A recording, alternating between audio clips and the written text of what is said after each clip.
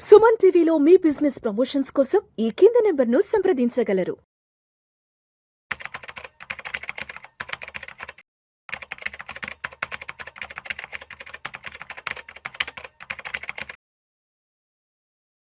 నమస్తే సాయిరామ్ గారు. నమస్తే మేడం. సాయిరామ్ గారు, చాలామంది వింటూ ఉంటాం, మా కంపెనీ ఐపీఓకి వెళ్ళింది అని చెప్తా ఉంటారు. అసలు మామూలుగా ఈరోజు ఒకసారి ఏంటంటే ఐపీఓ అంటే ఏంటి, ప్లస్ ఒక కంపెనీ ఐపీఓకి వెళ్తుంది అని అంటే ఏం తెలుసుకోవాలి మనం? సో ఐపీఓ అంటే ఇనిషియల్ పబ్లిక్ ఆఫరింగ్ అండి. సో స్టాక్ మార్కెట్ ద్వారా కంపెనీ జనరల్ పబ్లిక్ నుంచి ఫండ్స్ని అక్యుములేట్ చేసే ప్రాసెస్ని ఐపీఓ అంటారు. నార్మల్గా కంపెనీకి ఫండింగ్ అనేది 2 టైప్స్ వస్తుంటుంది.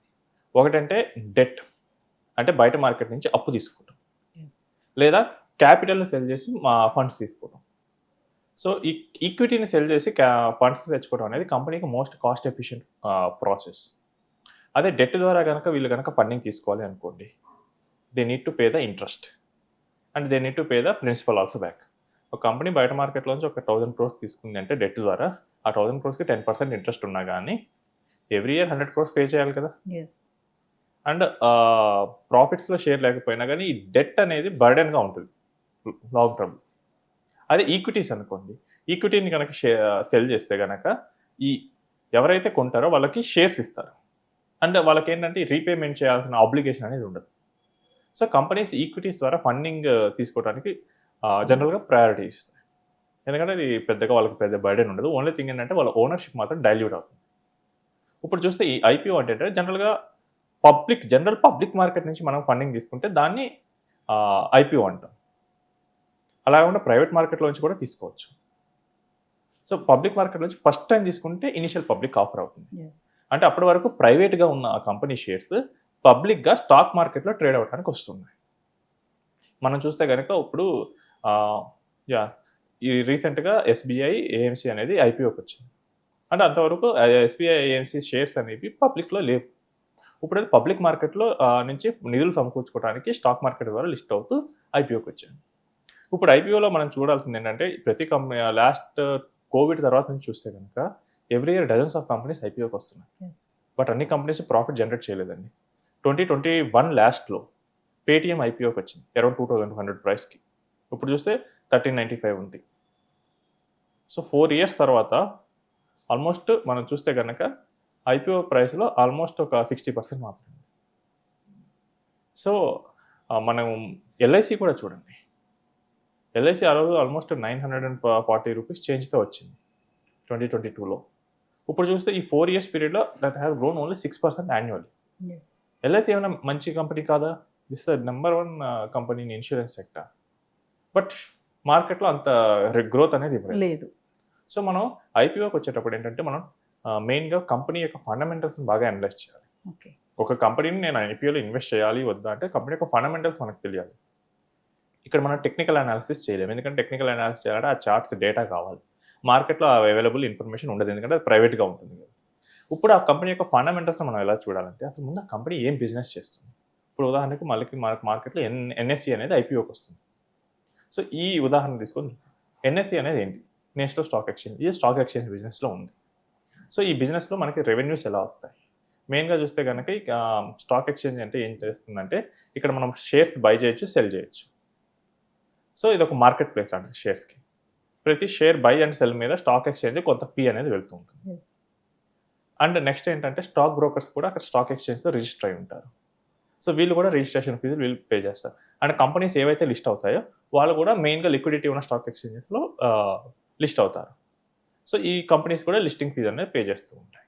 సో ఎన్ఎస్సికి ఈ కంపెనీస్ ద్వారా షేర్స్ బయింగ్ అండ్ సెల్లింగ్ ద్వారా మెయిన్గా రెవెన్యూ వస్తుంటుంది. నెక్స్ట్ చూసుకుంటే ఎన్ఎస్సి ఇండెక్సెస్ కూడా క్రియేట్ చేస్తుంది. మనం చూస్తుంటే నిఫ్టీ 50, నిఫ్టీ 500 ఇలాంటివన్నీ ఎన్ఎస్సి యొక్క ఇండెక్సెస్. సో ఇండెక్సెస్ని ఎవరైతే కమర్షియల్ పర్పస్ యూజ్ చేసుకోవాలనుకుంటున్నారో వాళ్ళు కూడా ఎన్ఎస్సికి పే చేయొచ్చు. అండ్ నెక్స్ట్ చూసుకుంటే మ్యూచువల్ ఫండ్ ఆర్డర్స్. సో ఎవరైతే మ్యూచువల్ ఫండ్లో ఇన్వెస్ట్ చేయాలనుకుంటున్నారో వాళ్ళు కూడా స్టాక్ ఎక్స్చేంజ్ ఇన్ఫ్రాస్ట్రక్చర్ ద్వారా మ్యూచువల్ ఫండ్లో ఇన్వెస్ట్ చేయొచ్చు. ఇలా ప్రతి ఆర్డర్కి మ్యూచువల్ ఫండ్ కంపెనీస్ స్టాక్ ఎక్స్చేంజ్కి పే చేస్తాయి. దాని ద్వారా జరిగే ప్రతి ఆర్డర్కి అది ఫీజు తీసుకుంటుంది. సో ఈ ఫీజెస్ అనేవి ఎన్ఎస్సికి మెయిన్ రెవెన్యూ సోర్సెస్. ఇప్పుడు మెయిన్గా ఫైనాన్షియల్ మార్కెట్ అనేది డెవలప్ అయ్యే కొద్దీ స్టాక్ ఎక్స్చేంజెస్లో ఎక్కువ రెవెన్యూ ట్రేడ్ అవుతూ ఉంటుంది. మనం చూస్తే కనుక ఎర్లీ 2000స్లో మార్కెట్ ఎంత ఉంది, ఇప్పుడు చూసుకుంటే మార్కెట్ ఎంత ఉంది. సో ఎకానమీ గ్రో అయిపోయే కొద్దీ స్టాక్ మార్కెట్కి ఆపర్చునిటీస్ బాగా పెరుగుతాయి. సో ఆ పాయింట్ ఆఫ్ వ్యూలో చూసుకుంటే ఇంకా ఫ్యూచర్లో మనకి ఇంకా మోర్ అవేర్నెస్ వచ్చి మోర్ అండ్ మోర్ పీపుల్ అనేది stock market related instruments invest చేస్తారు. సో మనకి ఎన్ఎస్సి అనేది స్టాక్ మార్కెట్ బిజినెస్లో ఉంది కాబట్టి ఆటోమేటిక్గా ఇండస్ట్రీ పెరుగుతుంటే దానికి కూడా షేర్ వస్తుంది. ఇది ఒక పాజిటివ్ పాయింట్. నెక్స్ట్ చూసుకుంటే దీనికి కాంపిటీటర్స్ ఎవరు? మార్కెట్ బాగానే ఉంది, బట్ కాంపిటీటర్స్ కూడా ఎక్కువ ఉంటే ప్రాబ్లం అవుతుంది. ఎన్ఎస్సికి మెయిన్ కాంపిటీటర్ ఏంటంటే BSE, Bombay stock exchange. So ఈ Bombay stock exchange, national stock exchange, ఈ రెండే ఈ స్టాక్ ఎక్స్చేంజ్ వాటిలో ప్రొడామినెంట్లీ ఉన్నాయి. అంతకుముందు చూస్తే కనుక మనకి Calcutta stock exchange, Hyderabad stock exchange, Ahmedabad stock exchange, Mysore, ఇలా చాలా సిటీస్లో ఉన్నాయి. బట్ అవన్నీ ఈ ఎన్ఎస్సి బిఎస్సి దెబ్బకి క్లోజ్ అయిపోయాయి. సో ఇప్పుడు ప్రొడామినెంట్లీగా ఈ ఈక్విటీస్ మార్కెట్లో ఎన్ఎస్సి బిఎస్సి ఉన్నాయి. సో మార్కెట్ గ్రో అయ్యే కొద్దీ ఈ రెండే షేర్ తీసుకుంటాయి, డ్యూయోపోలీ ఉన్నాయి. సో ఇది ఒక పాజిటివ్ పాయింట్. నెక్స్ట్ ఏంటంటే ఓకే ఇద్దరే ఉన్నారు, రేపు ఫ్యూచర్లో ఎవరైనా రావచ్చా, న్యూ ఎంట్రీస్, అది కూడా చూసుకోవాలి. ఈజీగా ఉంటే ఎవరో ఒకరు వచ్చి కాంపిటీటర్ అవుతుంది. సో న్యూ ఎంట్రీకి ఏంటంటే ఇది చాలా ఇన్వెస్ట్మెంట్ హెవీ బిజినెస్. అండ్ ఇక్కడ ఒక స్టాక్ ఎక్స్చేంజ్ పెట్టాలంటే hundreds of crores of money deploy చేయాలి. అంటే నేషనల్ వైడ్గా టెర్మినల్స్ ఏర్పాటు చేసుకోవాలి. సో అదంత ఈజీ కాదు. అండ్ దీనికి మళ్ళీ సెబీ పర్మిషన్ ఇవ్వాలి. ఇప్పుడు రిలయన్స్ ఉంది, నా దగ్గర 1000 crores ఉన్నాయి, 2000 crores ఉన్నాయి, నేను స్టాక్ ఎక్స్చేంజ్లోకి ఎంటర్ అవుతా అంటే అది కుదరదు. మనకి సెబీ పర్మిషన్ ఇవ్వాలి. ఎందుకంటే రిలయన్స్ స్టాక్ ఎక్స్చేంజ్ తనకు షేర్స్కి అనుకూలంగా పెంచుకుంటే సో సెబీ అనేది మనకి పర్మిషన్ ఇవ్వాలి. సో ఇంకోటి ఏంటంటే ఈ న్యూ వాళ్ళు అంత తొందరగా రాలేరు ఈ కఠినమైన కండిషన్ వల్ల. This is also positive point. Negatives చూస్తే కనుక this is highly regulated business. So stock ఎక్స్చేంజ్లో ఏంటంటే మెయిన్గా ఎఫ్ఎన్ఓ ట్రేడ్స్, ఈక్విటీ ట్రేడ్స్ ఇవన్నీ జరుగుతూ ఉంటాయి. రేపు కనుక గవర్నమెంట్ కనుక మనకి ఈ వీటి మీద ట్యాక్సేషన్, ఈ ఎఫ్ఎన్ఓస్ వీటి మీద ట్యాక్సేషన్ ఇంకా పెంచింది అనుకోండి. సో జనాలు ఏంటంటే అంత అట్రాక్టివ్గా ట్రేడ్స్ చేయరు. అప్పుడు ట్రేడ్స్ చేయకపోతే వాల్యూమ్ తగ్గుతుంది. వాల్యూమ్ తగ్గితే బిజినెస్ డౌన్ అవుతుంది. ఇది ఒక నెగిటివ్. అండ్ ఇంకోటి ఏంటంటే ఈ ఇన్స్టిట్యూషన్స్ ఉన్నాయి, వీళ్ళు కూడా బార్గెన్ అనేది ఎక్కువ చేస్తారు. మేము ఇంత పెద్దగా ట్రేడ్ చేస్తున్నాం, మాకు ఇవ్వచ్చు కదా, ఈ ఆప్షన్ ఉంటుంది. ఇంకోటి ఏంటంటే ఇది కంప్లీట్లీ రెగ్యులేటెడ్ బై సెబీ. సెబీకి స్టాక్ ఎక్స్చేంజ్ మీరు బిజినెస్ షట్ డౌన్ చేయమనే పవర్ కూడా ఉంది. ఒకవేళ వీళ్ళు కరెక్ట్గా కంప్లైంట్స్ ఫాలో అవ్వట్లేదు, SEBI can ask stock exchange to close its business. So కంప్లీట్గా రెగ్యులేటర్ మీద డిపెండ్ అయింది. ఇది ఒక నెగిటివ్ పాయింట్. బట్ మనం లాంగ్ టర్మ్లో మనకి గ్రోత్ అనేది ఎక్కువగా ఉంది. సో ఈ కంపెనీలో మనం ఇన్వెస్ట్ చేస్తే లాంగ్ టర్మ్లో మనకి క్యాపిటల్ గ్రో అయ్యే అవకాశాలు ఉన్నాయి. ఇలా మనం అనలైజ్ చేసుకోవాలి. అనలైజ్ చేసుకున్న తర్వాత ఓకే నేను అనుకున్న రేటుకి ఇది పెరుగుద్దా లేదా అనుకుంటే వీ కెన్ ఇన్వెస్ట్. నెక్స్ట్ మనం చూసుకుంటే కనుక చాలామంది ఐపీఎస్లో ఇన్వెస్ట్ చేసిన అలాట్మెంట్ అనేది జరిగింది. ఐపీఓలో మనం లాట్స్లో ఇన్వెస్ట్ చేస్తాం. ఒక లాట్ అనేది సుమారుగా 15,000 రూపీస్ లోపే ఉండాలి. సో ఇప్పుడు నా దగ్గర డబ్బులు ఉన్నాయి కదా అని చెప్పి నేను 10 లాట్స్ నా ఒక అకౌంట్లో ఇన్వెస్ట్ చేస్తే మీరు ఎన్ని లాట్స్ ఇన్వెస్ట్ చేసినా కానీ if it is over subscribe అంటే బయట 100 అవైలబుల్ ఉన్నాయి, 1000 మెంబర్స్ బిడ్ వేస్తే కనుక 100 మెంబర్స్కి ఇవ్వాలి కదా. సో వాళ్ళు ఏంటంటే పర్ ప్యాన్ యూనిక్గా తీసుకొని లాటరీ తీస్తారు. సో మీరు మీ అకౌంట్లోనే 10 బిడ్లు వేసినా అది ఒక ప్యాన్ కింద consider. Better invest on your family members names. మీరు 10 మీ అకౌంట్లోనే వేసుకున్న కన్నా డిఫరెంట్ ప్యాన్స్ మీద ఇన్వెస్ట్ చేస్తే కనుక మీకు ఐపీఓ అలాట్ అయ్యే ఛాన్సెస్ చాలా ఎక్కువ ఉన్నాయి. అండ్ నెక్స్ట్ చూస్తే కనుక ఈ ఐపీఓలో అలాట్ అయిన తర్వాత మనం లిస్టింగ్ రోజులు మాత్రం అమ్మగలం షేర్స్. సో చాలామంది షేర్స్ని లిస్టింగ్ గెయిన్స్ కోసమే ఇన్వెస్ట్ చేస్తూ ఉంటారు. నేను చాలా చూశాను 2021 నుంచి ఈ టైంకి 30-40% ఈజీగా లిస్టింగ్ గెయిన్స్ వచ్చింది చాలా కంపెనీస్ ఉన్నాయి. అండ్ నెక్స్ట్ ఎలా అప్లై చేయాలి? 2 విధాలుగా అప్లై చేయొచ్చు. ఒకటి ఏంటంటే యాస్బమ్ మోడ్లో, అంటే ఇది మనం ఇంటర్నెట్ బ్యాంక్లోకి వెళ్ళి మన డిమాట్ ఐడి చేసి ఏ ఐపీఓకి అయితే అప్లై చేస్తున్నామో ఐపీఓ క్లిక్ చేసుకొని మన ఫండ్స్ అనేది బ్లాక్ చేసుకోవచ్చు. లేదు త్రూ స్టాక్ బ్రోకర్ యాప్ ద్వారా యూపీఐ బ్లాక్తో కూడా చేసుకోవచ్చు.